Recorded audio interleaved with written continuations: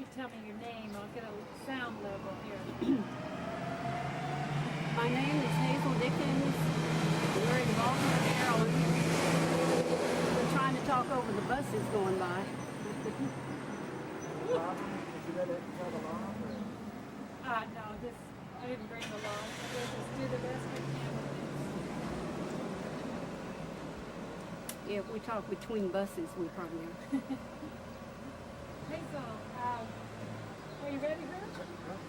Could you tell me a little bit about where we are? Where are we right now?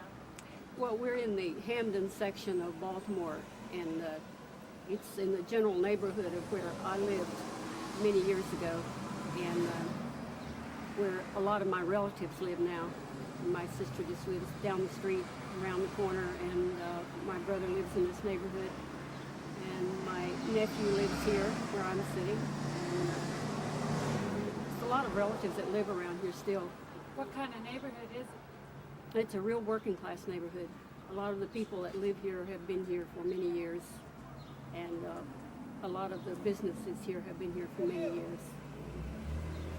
So it's a real kind of a down-home type neighborhood. A lot of southern people live here, Appalachian people that have come up here to find work, and a lot of them with hopes of making enough money to go back home one day, but they didn't really get the chance to do that. They kind of got trapped behind the walls of the city. And, so a lot of them are still here, even though they've been here, some of them have been here 30 and 40 years, and have had children. And this particular household that we're at today, there's 3 generations in there. So is this similar to the kind of neighborhood you first moved to? Yes, very similar. What does being here in Baltimore today, does it bring back any particular memories for you? Yes, a lot. I sort of feel like that.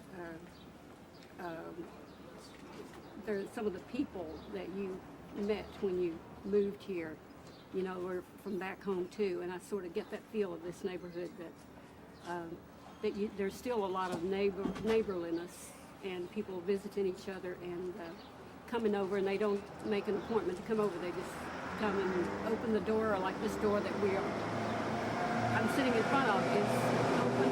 Just open the door and go in. And a lot of the neighbors around here are like that. They know each other.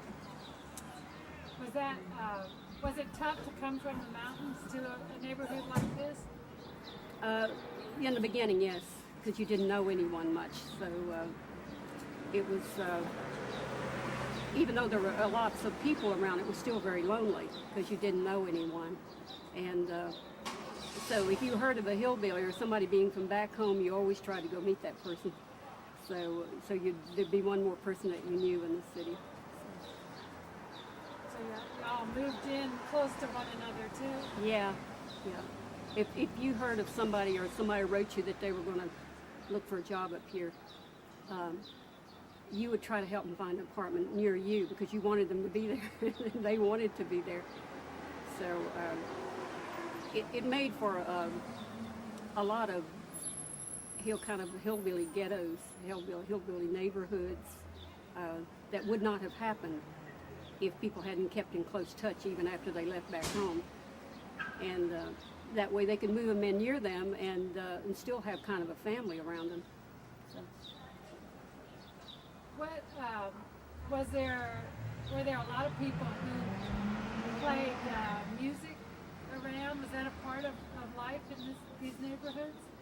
Not in the beginning, but after a while, as you met more people, you met more that could play, and that's how I started playing here. Was that I met some people from back home that had moved here, like myself, to find work, and they played, and we formed a little band, and you could go. At that time, there was no such thing as getting a job outside of the home, so we'd just go to each other's houses and play, and we always tried to book a living room every Saturday night.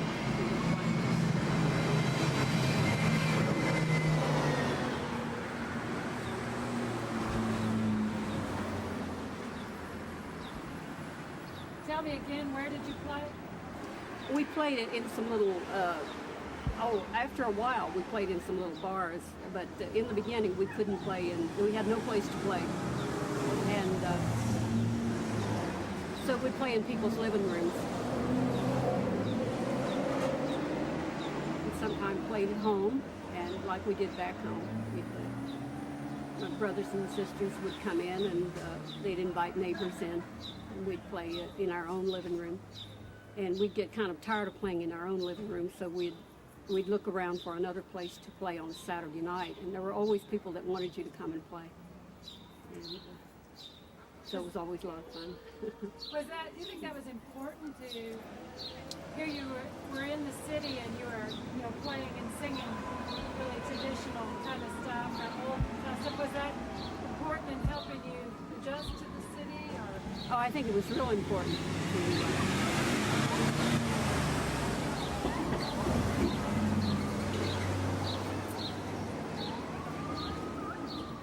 I think it was real important to hold on to your music because there was not a lot of music around. There's not a lot of places that you could go hear music, and I think it was real important to hold on to that piece of your background. That's loud.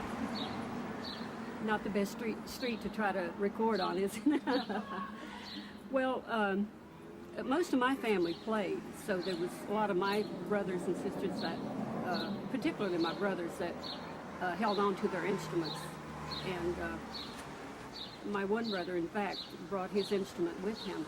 He had ordered it from Sears and Roebuck catalog, and he just packed it up and brought it with him. And I think that's sort of what got us back into playing, was when he brought his instruments with him. And then I bought myself a guitar.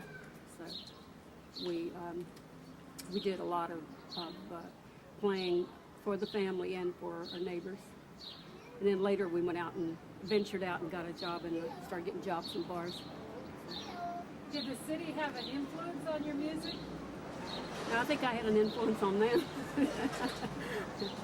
No, I think maybe later on it did. It caused me to expand a lot more than I had before. And by getting to visit record shops and to go into festivals, I could broaden my repertoire then. And I didn't really, at home, I didn't really have a lot of access to material, songs and stuff, other than what the neighbors knew and what my family knew. So in that sense, it probably did. So tell me about how old you were when you came up here to Baltimore and what you did when you got here. Well, I left home when I was 16, and I had to wait till I was 17 to get a job, and then I stayed a while, and then I left and went back home for a while to take care of my mother. And then the last time that I moved back, I stayed. And then in 1970, I moved to Washington, D.C. And so I've been up here a number of years, probably more years than I have back home.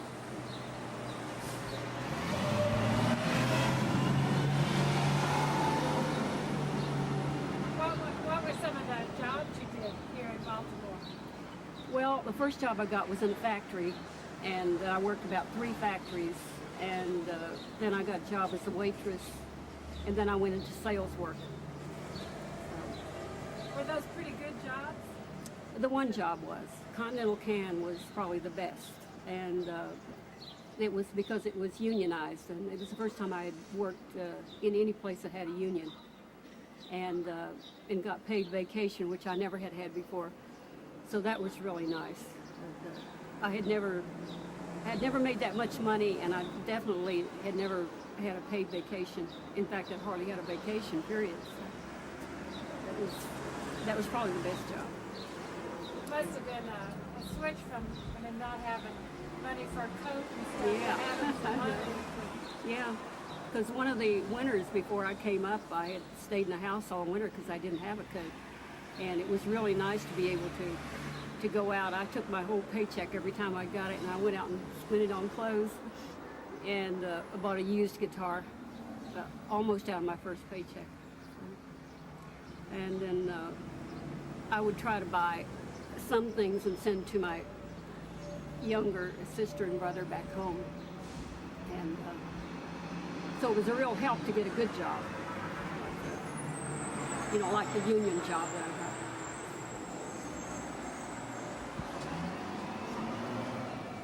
Sounds like that the good times, the good money didn't last too long for family up here.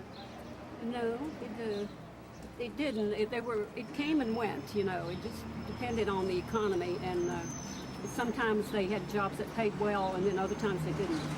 So it's pretty much that way today. It hasn't improved all that much. It seems like that people that did get ahead usually had to work 2 jobs, and their wives had to work too. I don't know if there's all that much improvement by moving to the city. And a lot of things advantages that you didn't have back in the country.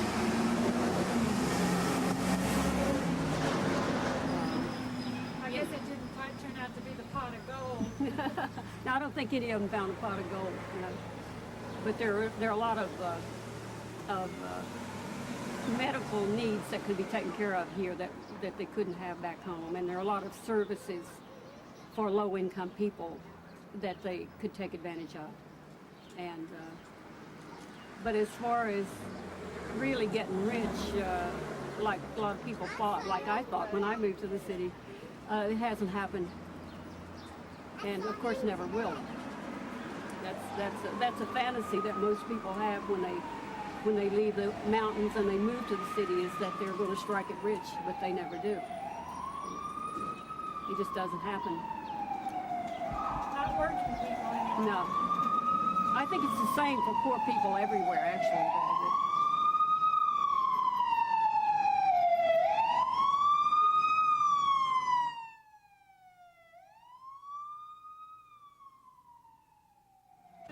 Are there any of your songs that you've written that are about living here in Baltimore, or that you would say sort of talk about or sing about this? Yeah, I think the one, a Rocking Chair Blues, which I wrote about my parents when they moved over into the tenement section of Baltimore, and they moved into a project over there for low-income people, and that's on the album Hard-Hitting Songs for Hard-Hit People. And I think the one I wrote about my mother and me, Mama's Hand, and maybe Working Girl Blues. There's a few. So those sort of describe your experiences. Yeah, sort of. Almost any of the work songs I think that I sing sort of would apply to what we went through and what people still go through to live in this city. It's just so different than what you grew up with, you know. And most people weren't used to having a lifestyle where there's a bar on every corner, you know, that people get lured into when they get disgusted with not being able to make a living for themselves. They go hang out in the bar, and of course that's not the ideal place for anybody to socialize, unless that's where you want to be and you have your act together. But a lot of these people hung out there because they were depressed, and they weren't used to having a lot of things around them that in excess like they have, you know, because they didn't have that back home, and a lot of them weren't equipped to handle all that they had to put up with when they come to the city. So it's a whole different lifestyle. And, a lot of them make it, and a lot of them don't. What helped you to make it? Well, I don't know. Maybe it was my upbringing and a strong relationship with my mother that gave me a lot of stability, you know. But I think it was that, and happened to have the good luck to meet a lot of good friends. And had I not met them, I don't know what would have happened to me. But anyway, I think that helped me through a lot. Was the music a part of it? I think the music was a part of it, and I think that without the music as a stabilizer, I might have ended up, on the wrong side of the tracks too. But I think having the music, along with the friends that were also involved with the music, was a real stabilizer for me.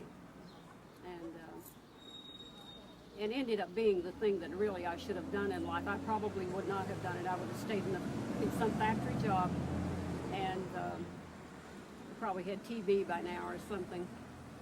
And thank goodness that I had that opportunity. Yeah. I was gonna. What did your family think of you playing music in some of the little dives around here? Well, my mother and father were still back home then when I first started, so I just called them clubs. I didn't tell them they were out and outright bars. And well, a lot of the time, some of my family was with me, my brothers, and then after that, I had met some real good friends who were just the same as relatives because we got very close and they looked out for me. So all in the beginning, I was pretty well protected. There was only one time towards the end of my getting out of the band when I was freelancing that I was on my own, and I'd have to take my bass in a cab, and that was a little scary then. And but they took it pretty well because I always went back home at night and I always drank Cokes, so they didn't have to worry too much. It seems like some of your songs reflect that sort of smart alecky. Yeah, I was pretty tough. I could take care of myself. I always looked, I had one eye straight ahead and the other one over my shoulder. So growing up with 6 brothers, kind of taught me how to, fight for myself. There was still always those things that you would run into, the people that was skeptical of seeing a single woman out on her own, playing, and they'd come around, and try and see, how far they could get with you, and pretty soon they moved on. When they got the cold shoulder, they just moved on. So I didn't have all that much trouble. There were of course things that did happen and fights and stuff, but I just run and hide in the restroom till it was over with. Did you ever, I remember reading you all talking at one point about how you never thought the music was anything special until some of your friends, were so drawn to it. Can you talk a little bit about that? Well, when you grow up with something, you don't, you don't really think it's that special because you always grew up with it. You always had it around, and then when we came to the city and you didn't hear that much about the music, other people started making comments about it and saying, that they'd like to hear more of the old songs. And of course, we then started paying more attention to it because we thought, maybe it was something special. And we had several friends from the folk music world. They had not heard bluegrass that showed an interest in it and encouraged us to keep up with it. And it was very enlightening to actually meet people like that who really did like the music and who encouraged us to keep doing it. And I think if it hadn't been for some of them, I don't believe we would have kept up with it because life was very hard trying to work, and you couldn't do the music except on weekends or when you had a day off. So I just think it was a real special time for us, and I look back on it, it was like one of the nicest times of my life because it was like rediscovering, something that I'd already had all around all these years. I didn't have to go to school to learn it. I already knew it.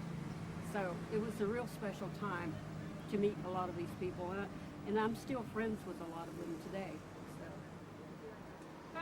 About what years was that, Hazel? Well, I met some of them in the 50s, in the middle 50s, and of course some of them went on to other things, and I didn't see them after that.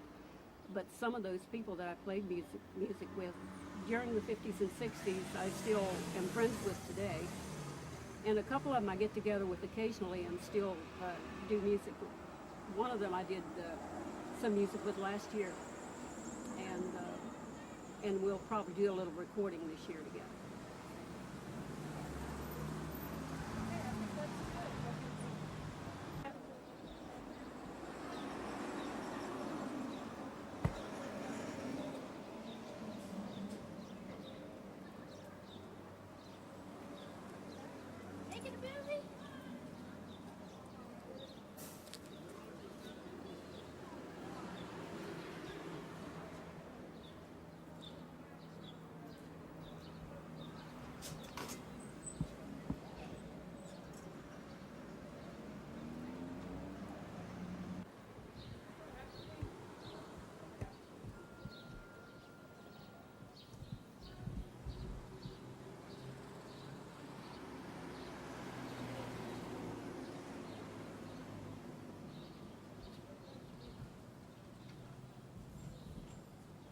Well, we're doing a documentary about a woman who moved up here from West Virginia and is a singer, and some of her family lives in this area. And she, The originals back in 1935 and up, yeah, they're all from down south. Well, They that's followed what they done. They followed all these mills Yeah. years ago, and from down south they followed the mills up here. There's nothing but mills all through here, huh, and that's lot of how. work up That's well, years ago yeah. when you had textile. Well, I don't believe me. give him time. I don't believe me.